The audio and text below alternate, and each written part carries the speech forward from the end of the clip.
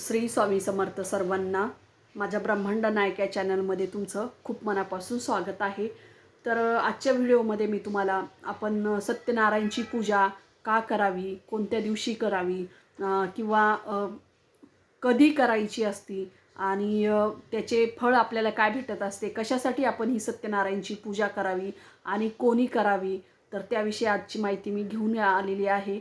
तर सगळ्यात आधी तुम्ही मला माझ्या चॅनलला खूप भरभरून प्रतिसाद दिला, त्याबद्दल तुमचे खूप मनापासून मी आभार मानत आहे। तर आपल्यापैकी बरेच जण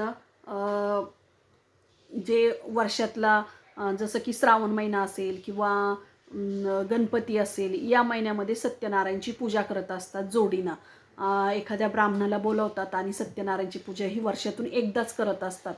तर का करत असतो आपण ती सत्यनारायणची पूजा? तर आपल्या घरामध्ये सुख शांती भरभराट किंवा आपल्याला जे आर्थिक अडचण असेल त्यासाठी किंवा मुलाबाळांसाठी आपण ही सत्यनारायणची पूजा करत असतो। किंवा सत्यनारायणची पूजा केल्यानंतर आपल्या घरामध्ये भरभराट होत असते किंवा शांतता नांदत असते असं बरेच जण म्हणत असतात। परंतु जर आपण ही सत्यनारायणची पूजा जर तुम्ही स्वामींच्या जर केंद्रात जात असाल तर तुम्हाला नक्कीच माहिती असणार। परंतु जर जे नवीन आहे त्यांच्यासाठी स्वामी समर्थांच्या केंद्रात जर गेले तर तिथे आपल्याला गुरुमाऊलींनी हीच सेवा आपल्याला दर महिन्याला सत्यनारायणची पूजा करायला सांगितलेली आहे, तीही महिन्याच्या पौर्णिमेच्या दिवशी।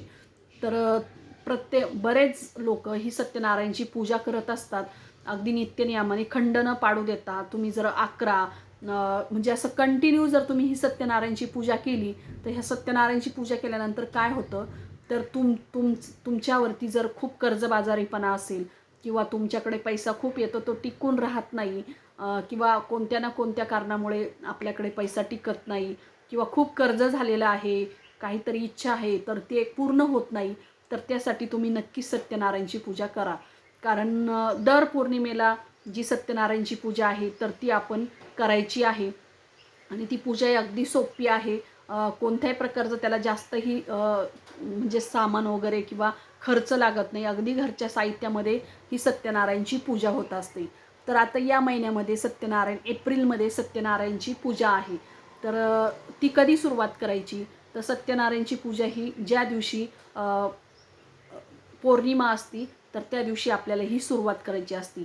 परंतु पौर्णिमा कधी येते, तर बऱ्याच वेळेस काय होतं की पौर्णिमा 2 दिवस असती, एक आदल्या दिवशी असती आणि दुसऱ्या दिवशीपर्यंत असती पौर्णिमा।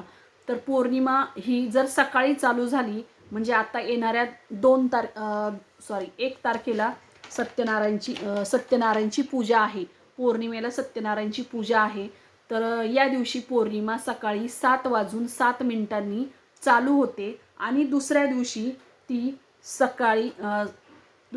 ती पौर्णिमा सकाळी 7:43 ती संपती। म्हणजेच काय, तर आपल्याला ही पौर्णिमा प्रदोष काळामध्ये करायची आहे। आता प्रदोष काळ हे बऱ्याच जणांना माहिती नसतं। तर प्रदोष काळ म्हणजे जेव्हा सूर्यास्ताच्या आधी 1 तास किंवा 15-20 मिनिटं आपण आधी ही पूजा करू शकतो।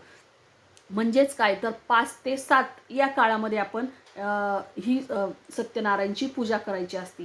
आता 1 एप्रिलला सत्यनारायणची पूजा करायची आहे, या दिवशी पौर्णिमा आहे। तर 2 दिवस पौर्णिमा आहे, 1 तारखेला म्हणजेच बुधवारी पौर्णिमा आली आणि ती दुसऱ्या दिवशी गुरुवारी समाप्ती होत आहे सकाळी। तर आपल्याला सत्यनारायणची पूजा ही त्याच दिवशी बुधवारी संध्याकाळी 5 ते 7 या वेळेमध्ये आपल्याला प्रदोष काळामध्ये सत्यनारायणची पूजा करायची आहे। आणि जे उपवास पकडत असेल तर त्यांनी 2 तारखेला उपवास धरायचा आहे, कारण आपल्याला सत्यनारायणची पूजा ही प्रदोष काळामध्ये करायची असते आणि पौर्णिमेचा उपवास हा दुसऱ्या दिवशी धरायचा असतो, म्हणजे पौर्णिमेचा उगवता सूर्याचा दिवस असल्यामुळे। तर ही सत्यनारायणची पूजा करताना तर पूजाविधी मी तुम्हाला थोडक्यात सांगत आहे, खूप सोपी आहे। तर त्यासाठी स्वामी समर्थांच्या केंद्रामध्ये तुम्हाला पुस्तक अवेलेबल असतं तिथे, किंवा तुमच्या कुठेही जिथे बुक स्टॉल असतं किंवा सामान भेटतं ना आपल्या पूजेचं साहित्य, त्यांच्या दुकानातही सत्यनारायणचं पोथीचं पुस्तक असतं आणि एक सत्यनारायणचा एक फोटो पण असतो। जसं की, कारण यामुळे आपल्याला प्रत्यक्षात आपल्याला प्रत्यक्षात आपण देवाची पूजा करत असतो, म्हणजेच आपण भगवान श्रीकृष्णांची यामध्ये पूजा करत असतो. कारण आपल्याला जर पैशाची ज्या ज्या ठिकाणी भगवान भगवानची पूजा करत असतो त्या ठिकाणी माता लक्ष्मी, माता विष्णूंची ज्या ठिकाणी पूजा होत असते तिथे माता लक्ष्मी त्या ठिकाणी म्हणजे तिथे त्यांची हजेरी असतीच. ज्या ठिकाणी भगवान विष्णू असतात त्या ठिकाणी लक्ष्मी माता असते. म्हणजेच काय तर आपल्याकडे लक्ष्मीची कधीही कमी पडत नाही आणि माता लक्ष्मी आपल्यावरती प्रसन्न होत असती जर आपण ही पूजा जर केली तर. तर त्यामुळे आपण ही पूजा करायची असती. अगदी खंड न पडता आपण 11 पौर्णिमा असेल किंवा 21 पौर्णिमा किंवा तुम्ही 1 वर्षभर तुम्ही ही पूजा करून बघा. प्रत्येक पौर्णिमेला खंड न पडता बघा. तुम्हाला खूप छान त्याचा अनुभव येईल. तुमच्यावरती जर कर्ज असेल तर ते कर्जही कमी झालेलं असेल किंवा तुमचे जे काही तुमच्या घरामध्ये अडीअडचणी असेल, मुलाबाळांविषयी जर तुम्हाला काही अडचणी असेल तर त्याही तुमच्या कमी झालेल्या असेल. तर पूजा अगदी सोपी आहे. त्यासाठी आपल्याला घरगुती आपण पूजा करत असतो. त्यासाठी कोणत्याही प्रकारचा ब्राह्मणाची गरज नसते आपल्याला. आपण स्वतःच ही पूजा करायची असते. तुम्ही जोडीनं केली तर खूपच चांगलं. परंतु जर काही कारणामुळे नसेल तुम्हाला दोघांना करायला वेळ भेटत, लेडीजना केली तरी चालती, जेंट्सनी केली तरी चालती. त्यासाठी सगळ्यात आधी आपल्याला पूर्वेकडे तोंड करून आपल्याला बसायचं आहे आणि बसताना अगदी आपण ती जागा स्वच्छ म्हणजे अगदी देवाजवळच आपल्याला ही पूजा करायची आहे. ती जागा स्वच्छ पुसून घ्यायची. त्यावरती आपल्याला पाट ठेवायचा आहे. त्या पाटावरती आपल्याला पांढरंच वस्त्र तिथे अंथरायचं आहे. म्हणजे जसं की पांढरं कापड असेल, कोणताही रुमाल वगैरे असेल तरी चालतो. आणि त्यावरती आपल्याला चारही बाजूनी आंब्याचे जे फांदे असतात, डहाळे जे असतात, ते आंब्याचे डहाळे आपल्याला चारही बाजूनी लावायचे आहे. म्हणजेच आपण जसं की आपण वर्षातून एकदा पूजा करतो त्याला आपण केळीचे खुंट लावत असतो. परंतु ह्या पूजेला आपण सत्यनारायणच्या पूजेला आपण घरातच आपल्या जे आंब्याचे पानं आहे तर ते लावायचे आहे डहाळे. त्यानंतर मध्यभागी आपल्याला थोडेसे गहू घ्यायचे. गव्हामध्ये आपल्याला त्यावरती आपल्याला एक तांबा ठेवायचा आहे, गडवा, जो आपण देवांना अंघोळ घालतो. तांब्याचा जो गडवा असेल तो घ्यायचा. त्याला स्वच्छ धुतल्यानंतर त्याला एक स्वस्तिक काढायचं, मध्ये बोटं द्यायचे, नंतर कडेनी 2 रिद्धी-सिद्धी अशा 2 रेषा वरती मारायच्या आहे.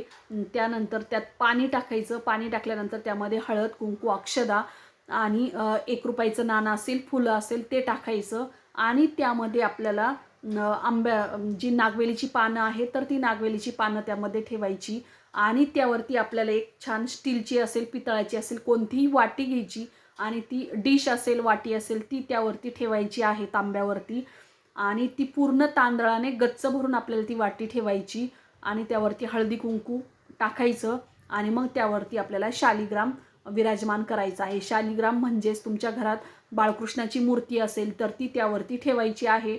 तुम्ही त्याला अगदी सजवू शकतात.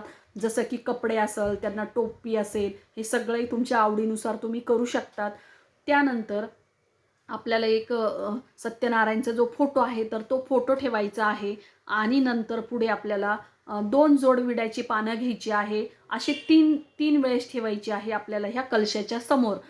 पहिला जो विड्याचं पान आहे तर ते आहे गणपतीचं.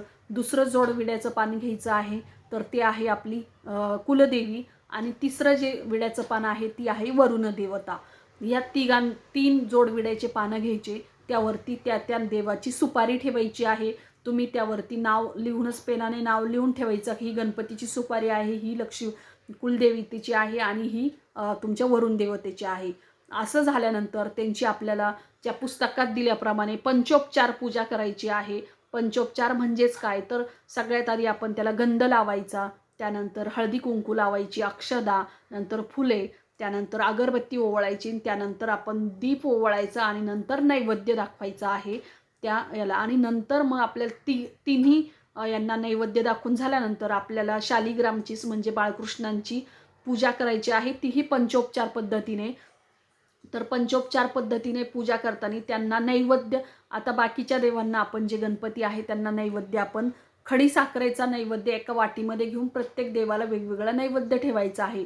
परंतु भगवान विष्णूंना नैवेद्य दाखवताना आपल्याला शुद्ध गाईच्या तुपात बनवलेला शिराच त्यांना प्रिय असतो. तर तो गव्हाच्या रव्याचा शिरा आपल्याला त्यात तिथे बनवायचा आहे. त्यात तुम्ही ड्रायफ्रुट्स वगैरे काही टाकू शकतात. अशा पद्धतीने तुम्हाला तो प्रसाद म्हणून त्यांना नैवेद्य दाखवायचा आहे. त्यानंतर तुमची इच्छा झाली तर तुम्ही पुरणपोळी किंवा बाकीचं नैवेद्य तुमच्या इच्छेनुसार तुम्ही दाखवू शकतात. परंतु आपण मेन नैवेद्य हा त्यांचा शिऱ्याचा असतो नैवेद्य दाखवण्यासाठी. तर अशा पद्धतीने तुम्ही ही सगळी ही पूजा करून झाल्यानंतर नंतर आपल्याला 5 अध्याय असतात, तर ते 5 पुस्तकामध्ये दिलेच आहे, तर ते अध्याय वाचायचे आहे.